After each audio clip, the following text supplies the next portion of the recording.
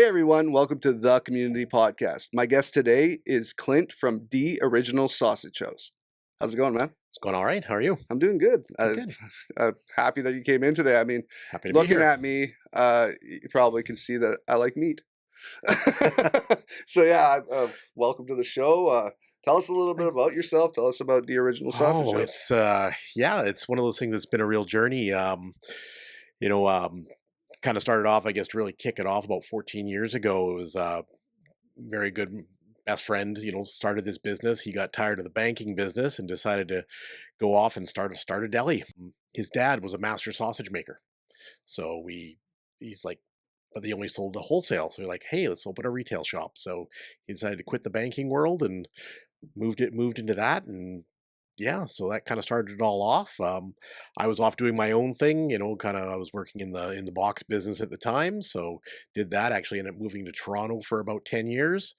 And then of course COVID happens. So things changed, and corporate America decided that I wasn't the right fit for that job. So like here's an opportunity. So I came back out to Vancouver from Toronto, and here I am, decided to get into business with him. Learned how to make all the sausage, so got taught by the sausage maker, and so I've learned how to make everything, and kind of in the more traditional ways.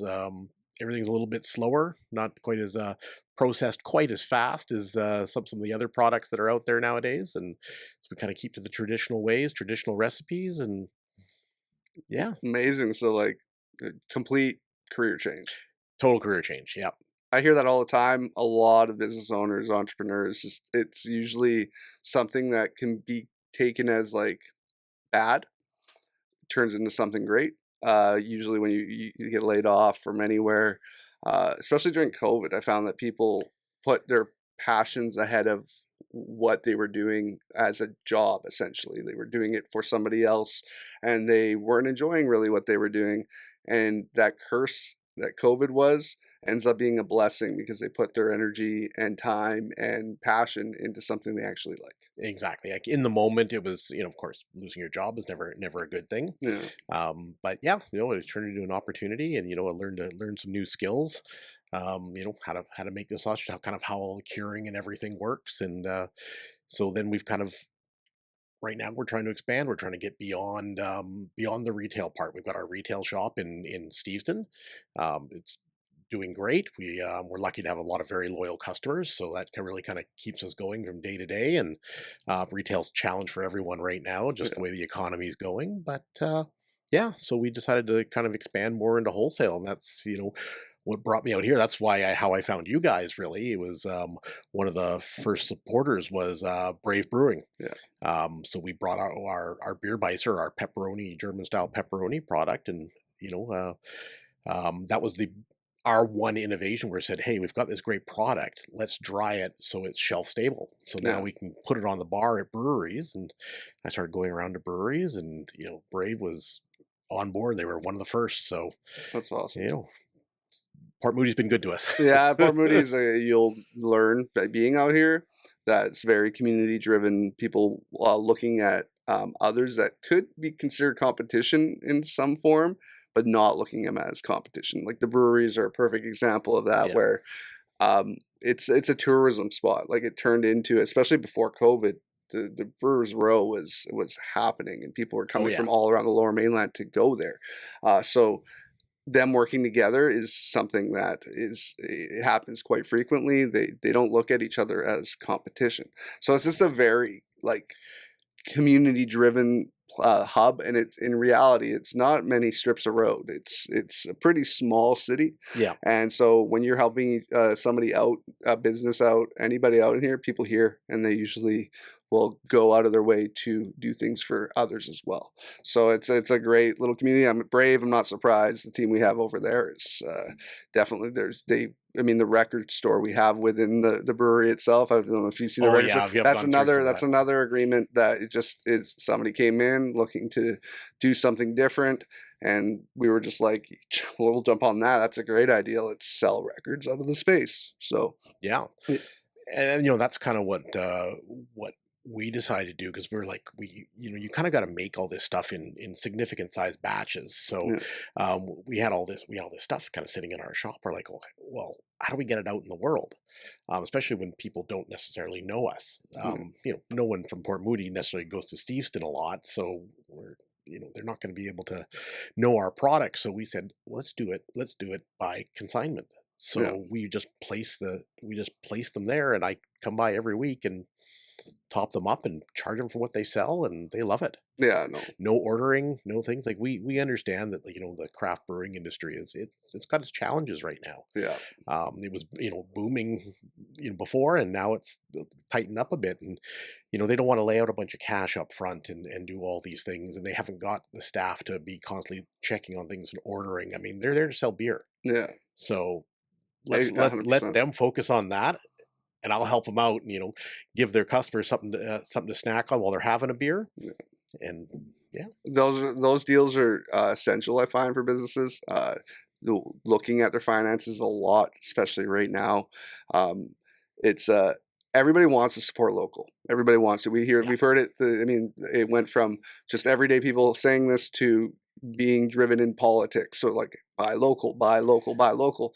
People don't realize how expensive it is to be local and survive local and sell local at a price that people can afford. And that's where I think we're at this limbo right now with business. It's like, everybody wants to support local. That's our goal. yes, Can people actually afford to do it?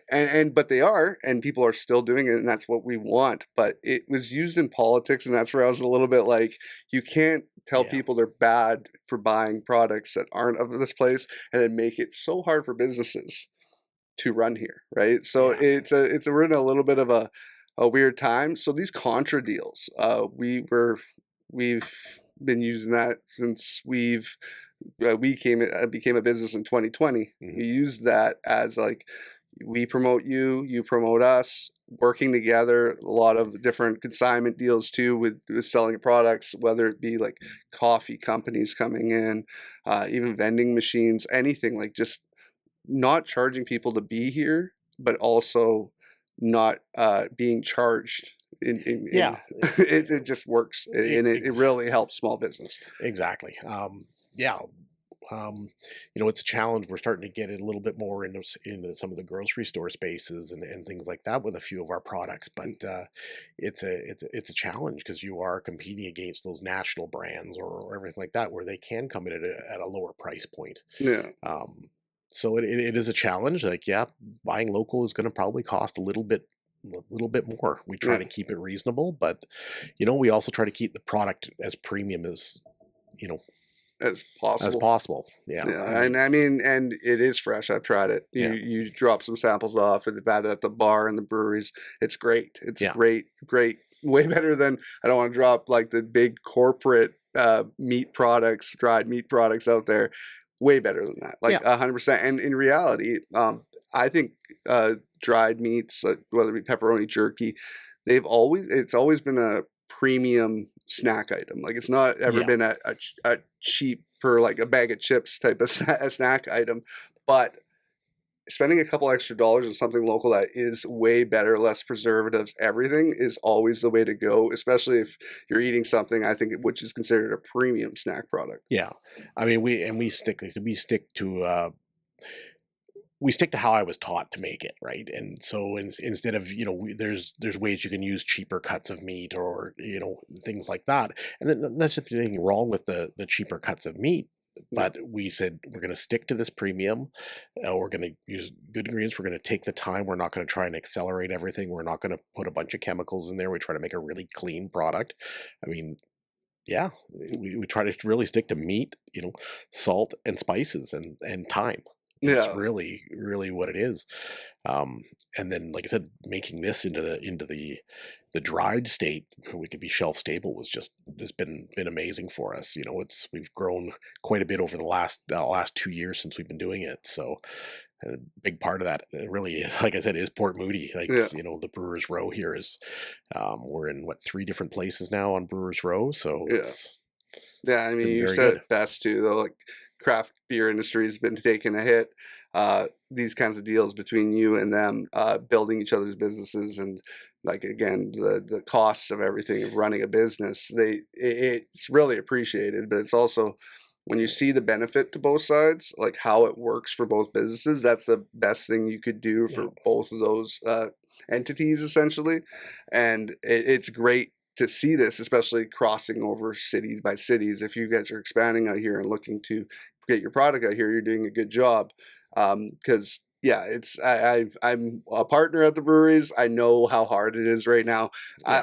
I'm for all business owners. I'll Oh, say yes. it's a very hard time to be a business owner, from small to large. I don't care what size business company right now. Surviving in this province in this country is difficult. Yeah. So helping each other out and keeping our small business economy going and prospering, like that's, I think, should be the biggest goal. I think it should be the goal of all communities and governments, everything. Like, we need to keep small business alive, make it easier. It's a very difficult process. Yeah, and we really try to like we we want to see it more as a partnership rather than a transactional Yeah, type of thing. We try to get to know the people, and if there's something they need, because we do other products as well. We have bratwurst, and we do some salamis. We do lots of different things there, and depending on what the location is, they get a few more of our products. If they have a small kitchen or are able to prep some food, we've got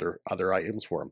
A lot of places don't, and so we really try to work with them and get their feedback and see, what do you need. yeah, And that's the advantage, I think, of being a small company, is we're a little more agile yeah, than some of the big guys. The big guys make what they make. They make it one way, and you either want it or you don't, in general, yeah. right? Unless you're going to buy a massive quantity of something. So yeah, And we you're willing to probably work out something that will work for the customer, and the relationship between the two. Like, it's not like this way or the highway. This is how I'm doing it. Big corporations are usually like, they're not saying that structure is bad. Structure is great, yeah but if it's like, they'll turn down great opportunities because one or two points of their agreement are off. Working to make it work for these relationships and these partnerships is key, I think, personally. It's been huge for us when it's just uh, finding out what people need and what we need, and finding how to make that work. yeah. And I mean, retail, you brought up earlier about how difficult it is in retail. Um, how is this going, besides like breweries and stuff? Have you been trying to get into grocery stores, all this? We're trying to get into grocery stores. It's a little more of a challenge. Yeah, The challenge is trying to get recognized out of all the products that are out there. Like, we're not going to get an exclusive listing there where there's no other pepperoni products in yeah, there, and then it's to justify that the price is a little bit more than some of the mass market brands. So there's been some challenges there. So it's a bit of a slow move, but we've got a few places there that it's just, it once it starts going, it really starts going. People come back for the same thing, yeah, over and over again. We've got a customer in Richmond, and it's a cold beer and wine store. They got a guy who comes in just for our product. He doesn't yeah, even buy any beer or wine. He just grabs a pack of that crap packet and goes.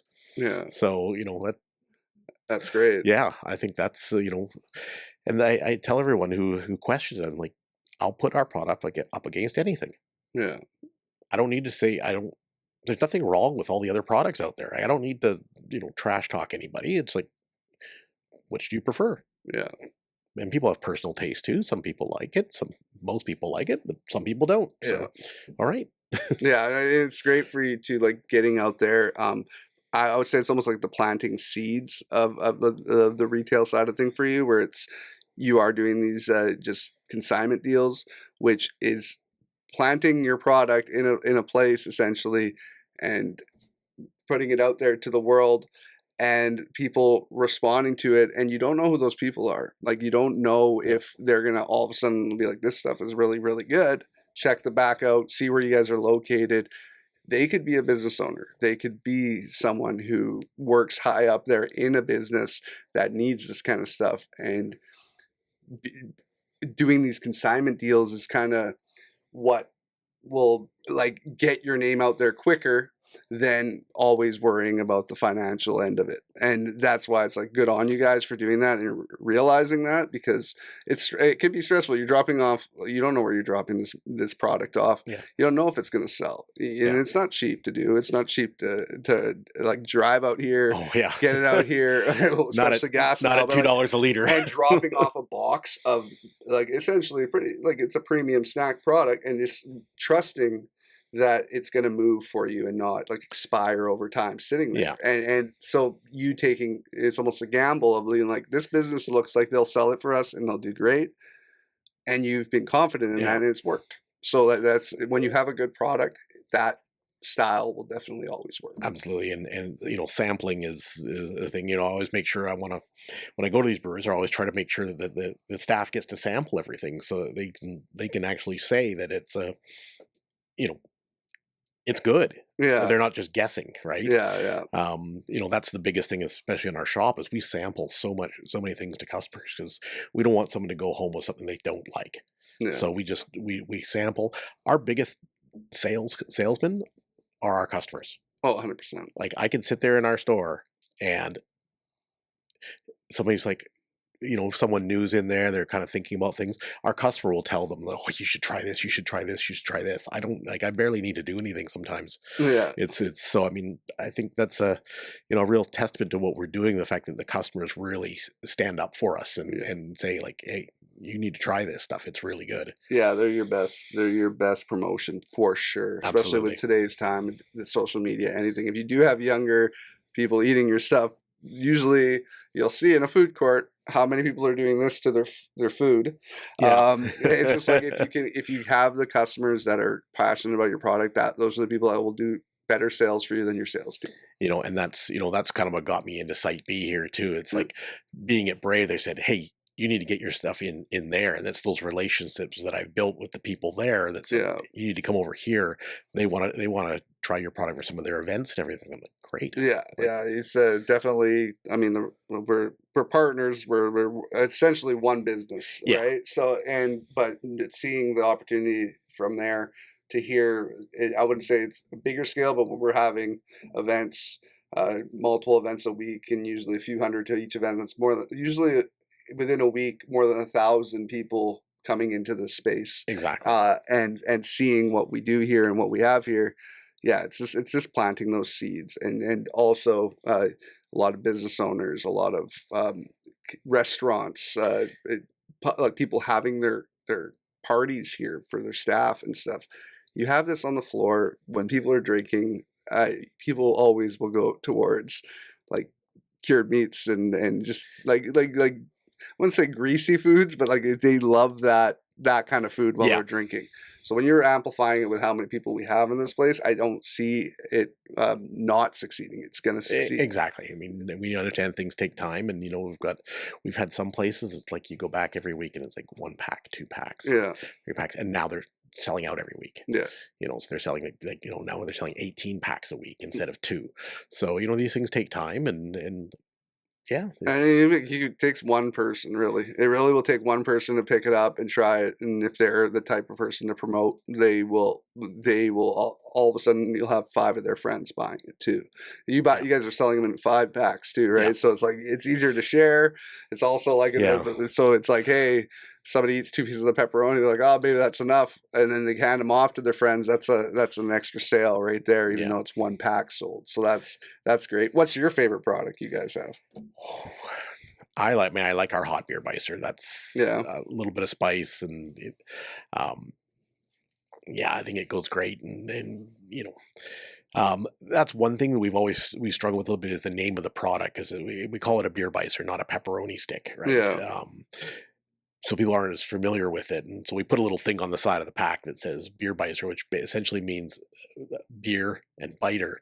Yeah. So it's a bite to have with beer. It's a German thing. So it's I mean, my business partner is German, so it's we've kind of gone with a lot of that more traditional German and European stuff in our shop. Yeah. And we saw this was the product that we think everyone should have. Like, I can't believe how much of this product we sell, just because it's the one product I think that everyone seems to like. Yeah. And so people will come, they'll buy it for kids' lunches in our shop, and they'll, the dry ones now people are like grabbing for camping and hiking because they don't need refrigeration. So Yeah.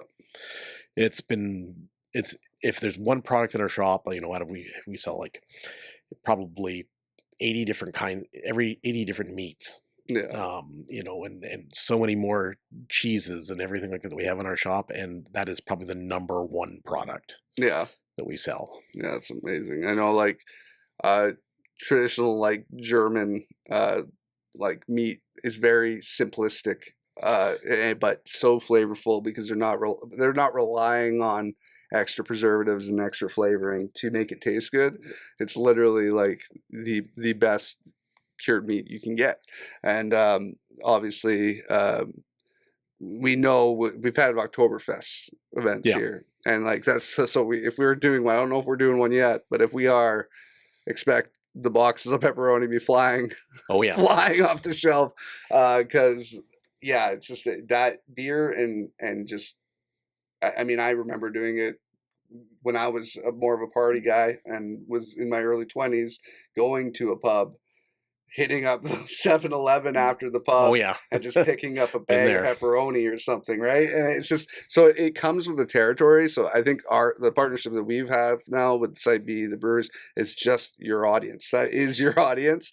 Perfect match made in heaven, if you ask me. Exactly. And, and it's I can't believe how well it's really gone, right? I mean, there's still some challenges. It's tough to get around to everyone, and you're got places that have full kitchens that, of course, they don't want to, load up on the snack foods. They want to sell stuff from their kitchen, and I Yeah. totally get that, right? And some places it's just not for them. They said it's not our customer, not our customer base isn't appreciated, doesn't wouldn't go for it. Okay, No. it's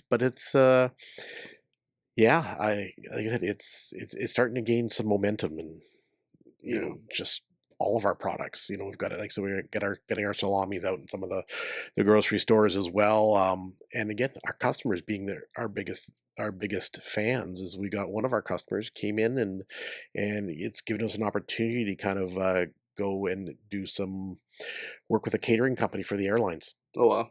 So there's some potential there. So we're kind of looking in that, getting into that process right now. It's a long process. So they say it's going to could be 6 months or anything like that. But we could have some of our products on airplanes. That's awesome. So I mean, Good products on airplanes is always good. Yeah. Because most of the time it's not the greatest stuff. So if you're getting quality instead of just whoever gave them the best deal, I'm not going to drop airlines, but names. But Yeah. there's been a few airlines that I've flown in the last few years that I wouldn't even call the food a snack. Yeah. So if they can work a deal with an airline and get like quality product on with them, that's I think we're getting to a time where if we're going to have to pay the high dollars for everything, Yeah. I want quality over quantity. Absolutely. I want it to be worth it. So Absolutely. if I'm on a plane and it's like, oh, I get food with my flight and a snack, I'd rather it be something quality than giving me a bag of like sugar coated peanuts or something. Absolutely. I mean that's why we've also stuck with, some people have said we're crazy, but the ingredients that we use, just the cost of them, right? Oh, We yeah. use a higher quality thing, but we're like, no, this is what we are. I don't want to be in that sea of sameness, just another one of the average ones, I guess. Yeah. We want to be better. Yeah. So, and that we think the ingredients are the way to be better. Yeah. I don't want to be a Debbie Downer about like just how costs are and everything. Yeah. But it turns into a topic that always happens with business owners right now. But like, how much has costs of like meat imports and everything gotten for you guys compared? I mean, we've had a couple price increases over the last year. Pork's not too bad. Yeah. It's not drastic. Where I think it gets to us more is a lot of packaging. Yeah. Is the packaging. So, we've had people request, hey, can we get these in singles or a 2-pack rather than a 5-pack? And between the cost of the labor and everything, that it can actually increase to the point where I can't add another 25% onto my price just for packaging, right? Yeah. You're not getting anything for it. So Yeah. We have like business partners as well. Like we're kind of involved in restaurants and stuff with the breweries, but our business partners own restaurants as well, and just seeing how much beef has gone up and just like yeah, beef is and you never want to be that place that jacks your prices up, and you never want to be the place that has had a product that has been a hit for years that all of a sudden you have to lessen like the quality of the ingredient. So it's that middle ground that's been so difficult for people to yeah. find that, like, hey, I don't want to rip my clientele off that it's been coming to us for years by upping it and making it not unaffordable, but just more expensive.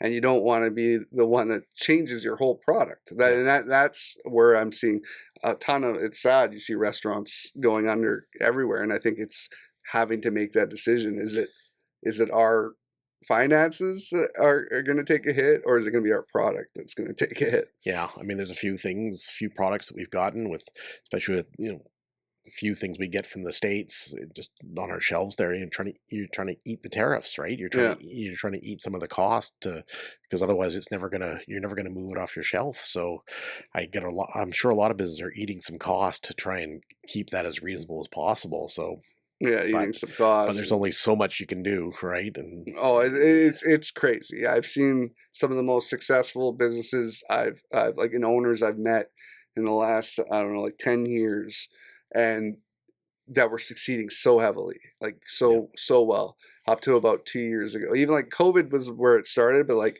kept themselves going through COVID, made it yeah, work, and then all of a sudden, all the costs that accumulated over time, and then inflation of everything. It's just like you're talking, and I'm talking like people with hundreds to even up close to 1,000 employees. yeah, That and people don't like. We have a lot of small business owners and small business supporters watching this, and a lot of people are anti-corporation. yeah, I'm one that looks at it as like if you're a massive corporation and you had 1,000 employees and you had all these costs, and even if you're bringing in a ton of money, if you're forking out just as much to keep it going, those guys are getting hit almost harder than small business. If you're gonna be that corporation that lays off all your employees or majority of your employees, yeah, you're looked at as terrible. If you're the company that brings wages down, you're terrible. If you continue to pay everybody how you're paying them and you keep everyone, you're going out of business. yeah. Those are your choices. Yeah, the big corporate world. I mean, it's definitely different. I mean, I was in it for 15 years, so Yeah, big box company. But yeah, it's there's a whole bunch of other costs. Yeah, the small business guy doesn't have to deal with, and there's a lot of stuff behind the scenes. yeah, You realize, and you know what? There's a place for those kind of things when you're buying boxes. Things like economy of scale, like. You need people who can actually do those things. It actually makes it cheaper for us in certain products in the long run.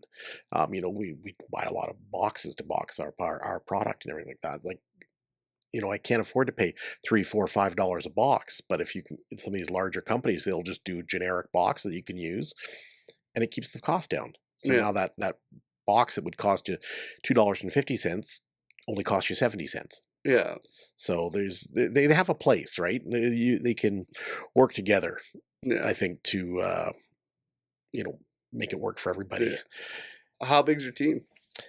Two of us, Two of you. two of us, Wow. plus kids, and we can recruit them. Oh, wow. That's crazy. So it's you guys are wearing all the hats. Yeah, so like my business partner takes care of the shop mostly, and I take care of like kind of the wholesale and deliveries and everything like that. Fun. I mean, I know all about that. Yeah, It's definitely a grind, but it's kind of nice to have a hold on everything. yeah. It's I mean, but if you guys are in the growing stages, who knows what will happen in the future? Absolutely. Yeah, and this year especially, going to be doing. We've got a mobile cart that we can cook on, so we're doing a lot of markets this year, and Awesome. so most of the markets we've been able to add on our like I said, our beer beiser and some of our salamis on there, so we're gonna be able to sell those on site, and Awesome. some of our frozen for bratwurst we'll sell in packs frozen Yeah. on site. So that's another thing we're trying to do, just trying to generate another revenue stream. Have you And thought about firing up the sausages? Like doing well, like so like basically smokies and everything, sausage. Yeah, we've done, like I said, we've got a whole bunch of different like bratwurst. So we got about 8 different kinds. Yeah. We sell on a regular basis. We do have smokies Yeah, it's something that I find has fallen off heavily is just a hot dog stand. yeah, You go out to Toronto, you said you lived out there. It's yeah. everywhere. Vancouver, I don't know if it's a different kind of crowd or whatever, but why isn't there more places just serving a barbecued sausage on a bun? And it's just bizarre to me. Yeah, yeah, I know we've got challenges being in Richmond. They don't really allow a lot of mobile food vendors. Yeah. I think there's, I don't know, 6 to 8 spots on number 3 road, and Yeah. that's all they allow in the city. So it's a little more of a challenge. But at the same time, there's no vendors out there, so we get into all the Richmond events because Yeah. everyone in the city knows us because we're one of the few that are in Richmond. So Yeah. we get into all the festivals and all That's this kind of awesome. thing. So That's awesome. sell lots of those. We're at the market. There's a festival coming up on May 2nd and 3rd, the Kaiwo Maru Festival that we're doing. Yeah, so it's going to be Any more couple days festivals? out there. We're doing that. We always do Canada Day, the Salmon Festival in Steveston. So that's a Nice. big one. Yeah. It brings, like, I think last year they said it brought 90,000 people into Steveston. So Okay. they usually put us near the stage. So big stage, bands playing, and Where are you in Steveston? Like how close to the pier and everything there? we're a couple blocks away from the pier, so Nice. we're at First Avenue and Chatham Street Oh, nice. is where we are. So the closest kind of main intersection would be number 1 road in Moncton. It's kind of that main intersection in Steveston there as you come in, but we're just a couple blocks away from that, and like 2 blocks away from the water. And That's all. I mean, like it has a lot of similarities as Port Moody. I find Steveston does have a tourist attraction. It has a lot of people from the Lower Mainland that will go there for the day, especially on a nice day. Like it does get super busy, so I see it being very similar to this area where it's just like Rocky Point Park. oh yeah, Is like you have people from all around the Lower Mainland. Say Vancouver, people stay to Vancouver for the most part, but everywhere else, like, will travel to go places. Yeah. So, you will see, like, if people are coming, seeing your product here, they will go out to Steveston every once in a while. People, it's funny. I'll bring up Toronto again, just because you say you lived there for so long. How long it takes to get through cities in Toronto or in the GTA? Let's say between driving to, like, I was laughing yesterday as kind of an side story, but driving to Maple Ridge to my mother-in-law's place on Wednesday night. It's like how many cities between Port Moody and Maple Ridge, and if I wanted to drive from one side of Brampton to the other, I'd still be going. Like I literally drove through 4 or 5 cities to get to her, and it was a half an hour drive. And I'm like, you go out there, you're stuck, and these cities are massive, so people don't leave their cities for the most part if they don't have to. Yeah. Here it's kind of a different vibe. People will travel city to city to city for work, for fun, for play, everything. Like they'll just do it. So like I said, planting your seeds out here is, if you're wanting to bring your name out, it doesn't seem like it's that far out. It can seem like it is, but people will travel. You know, before I started doing all this, it did seem far out. Like I never came to Port Moody, like once in a while, you know. Yeah. But now that I have to do it now that I'm out here every week, it's like, okay, that's it's not a big deal. Like you said, I didn't actually live in Toronto. I actually lived in Hamilton. Oh, man. And I drove to Mississauga every day. Yeah. So it was great. 45 minutes to get to work. No big deal. Home, like sometimes up to 3-4 hours. I can concur. I can definitely agree with that. I was out there this summer, and it took me to get just outside of Hamilton, where my sister-in-law lives. Yeah. We drove from Brampton to just outside Hamilton, and it was about 3-4 hours to get there one day. And it wasn't even during rush hour. It was like just outside of rush hour. And it was just, they're doing construction on one highway, that we're not on, but it's in the next city over, and it messes everything up. It is brutal. It's absolutely brutal. And then take that toll highway, more brutal on your pocket, so don't do that either. Oh yeah. But it's insane. I just think it's like out here is just a more of a, I feel like the GTA is so mass, but the Greater Vancouver area is just more like people are willing to travel and Yeah. do more things, and they have to, for one too. Like there's not much work in every city, right? So it's kind of they have to go. Absolutely. We see it in our shop all the time. People who maybe lived in Steveston before and moved away, but they'll still come back. They make a trek once a month kind of thing and stock up on a few things, or people just they're looking for a deli and that sells German products and European products, and they're getting harder and harder to find. So they'll make the trek. Yeah, We got a few obscure things that people just don't generally have, so they'll come for it. So that's awesome. Well, yeah, where can people find you? Social media, websites?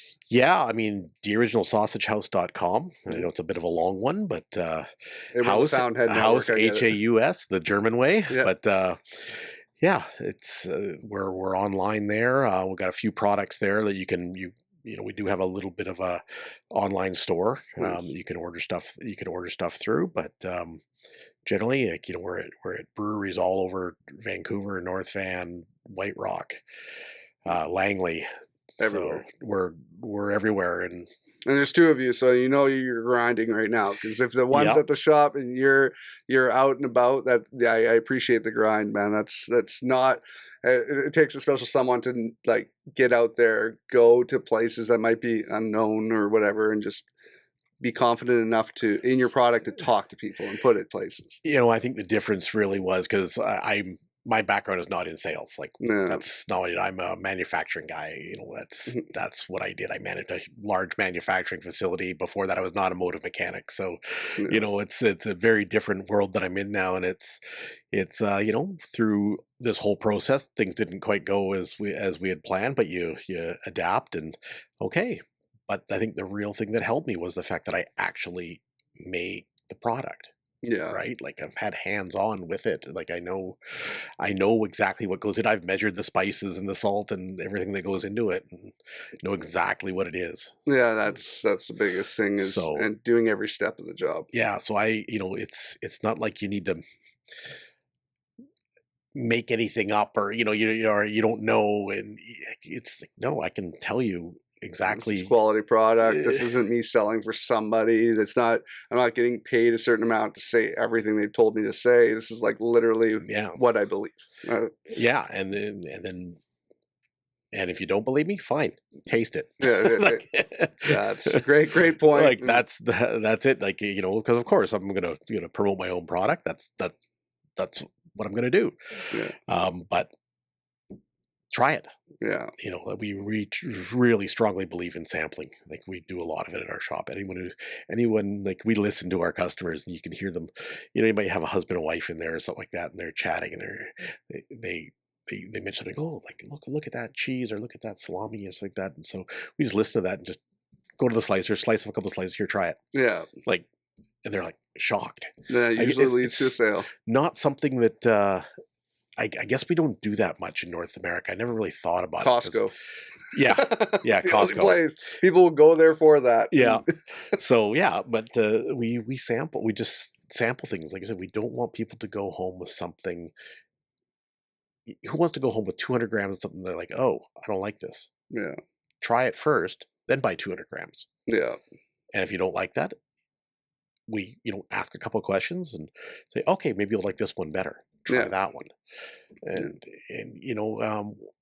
people haven't got a lot of money right now to waste on something that they don't like. Yeah. So let's give them something they give do them like. Something they like and show them that they'd like it. Yeah. It leads to a sale, I think, most of the time when you give somebody a sample. Like amount of things I have bought at Costco that I wasn't going in there for.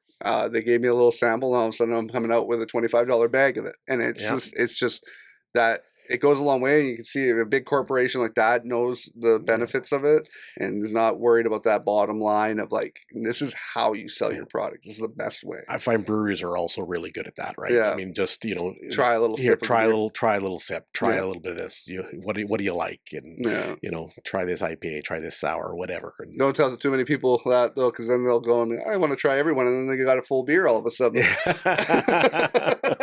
No, we definitely at the breweries. I've seen plenty of people. We do events at our breweries with a bunch of people going in there for the first time, Yeah. and they're like, "What's your favorite?" or "What's the best?" And they will always uh, get told usually by the bartender, "Try this, try this. You can try this one. You can try this one," and it usually leads to sometimes they like a couple beers, and they're like can't figure out which one they like the most, and they end up buying 2 beer. So it's just Yeah. that is doing those things that might be like hard for people to do just because of the toll it might take on your wallet giving free stuff out, but it goes Yeah. a long, long way. Yeah, and we're trying to play a long game here, right? It's short sighted to say, "Oh, I'm going to save a couple bucks by not giving out this little bit for free," but Yeah, we're trying to turn that little sample into multiple sales, and yeah, that's I think it's very short sighted by